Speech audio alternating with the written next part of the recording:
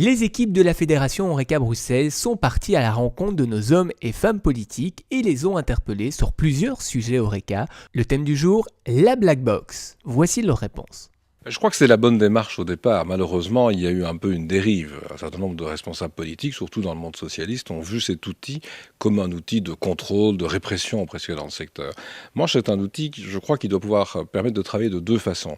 D'abord, effectivement, de gérer le statut social et les relations sociales avec l'ensemble du personnel, mais aussi faire en sorte que l'on puisse éliminer un certain nombre de cow-boys dans le secteur qui ne respectent absolument aucune règle. Mais si on veut que la caisse enregistreuse soit réellement acceptée dans le secteur, ça doit s'accompagner de ce que l'on évoquait, c'est-à-dire des baisses de charges sociales, des baisses de charges fiscales qui permettent de travailler correctement dans de bonnes conditions. On ne peut pas sans arrêt dire qu'il y a eu beaucoup de travail au noir dans le secteur et ne pas prendre de mesures correctrices. Alors les mesures correctrices, ça ne suffit pas d'imaginer un contrôle, c'est ce que beaucoup pensent avec la caisse enregistreuse, ça doit vraiment passer par des baisses de charges. Le seul parti qui a voté contre l'implémentation de ces caisses enregistreuses, c'est le FDF. Tous les autres partis ont voté cette nouveauté.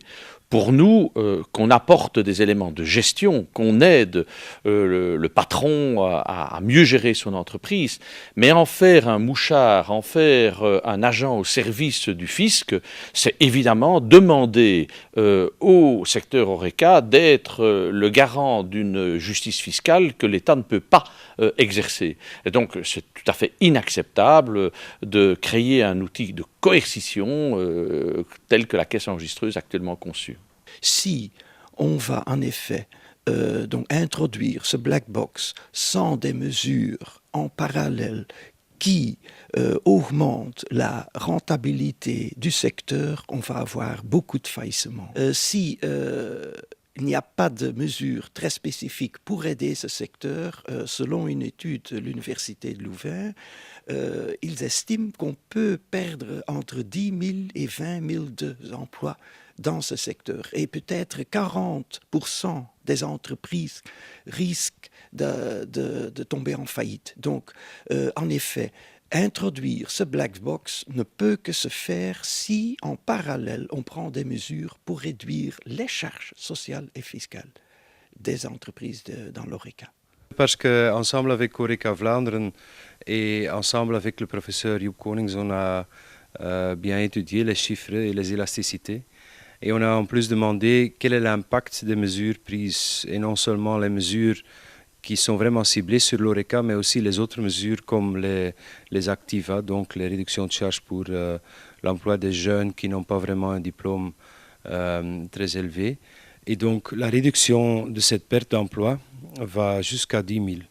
Mais c'est une autre manière de dire ce que j'avais dit au début. On a déjà pas mal avancé, mais on n'est pas jusqu'au bout. Et ça reste un peu plus de 10 000 personnes dans les estimations. Ça reste un groupe très important. Écoutez, la Black Box, ça avait été imaginé lors d'un accord entre le ministre des Finances de l'époque, M. Reinders, et l'Horeca. Ça accompagnait la diminution du taux de TVA. Bon.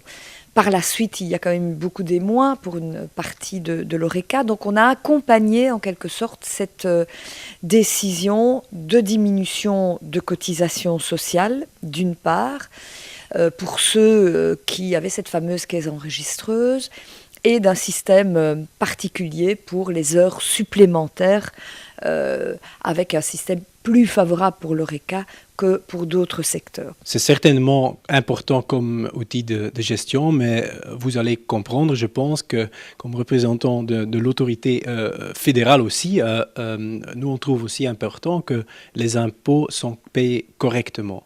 Et là, il y a le défi d'intégrer aussi tout le secteur Horeca dedans, donc d'éviter le travail en noir, rendre officiel tous les boulots. Ça c'est un défi important. Et ça, c'est aussi, d'après nous, l'objectif de la caisse enregistrée. Mais bien entendu, il faut le faire en respectant le secteur Horeca. On ne va pas imposer ça dans quelques mois.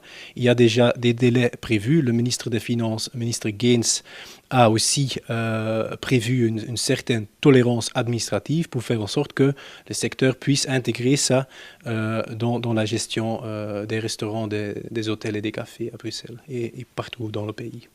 Donc ce qui est fondamental, c'est de diminuer le coût du travail, avec une attention particulière pour les jeunes et les travailleurs âgés. Le coût du travail, on sait, c'est un frein aujourd'hui à l'embauche, à la compétitivité économique. Alors le fédéral a déjà réduit une partie des coûts à travers des réductions qui ont été structurelles et temporaires, de cotisations sociales patronales de près de 5 milliards d'euros. Il y a une politique volontariste qui a été mise en place.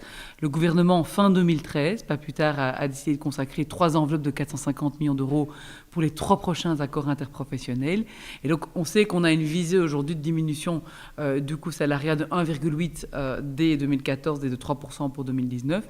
Et donc il faut continuer à baisser de manière massive aujourd'hui le coût du travail avec ce plan de 1,3 milliard de baisse de charges qui est prévu horizon 2019.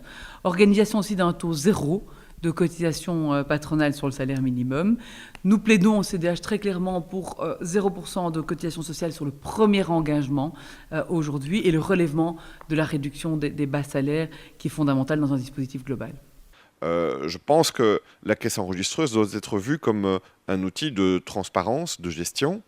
C'est clair que pour le moment, comme on est dans une étape qui est un peu intermédiaire, où on travaille sur une base volontaire jusqu'à fin 2014, il y a des discriminations qui peuvent exister entre ceux qui, finalement, ont pris le pas de rentrer déjà dans ce système-là par rapport à d'autres qui ne le font pas.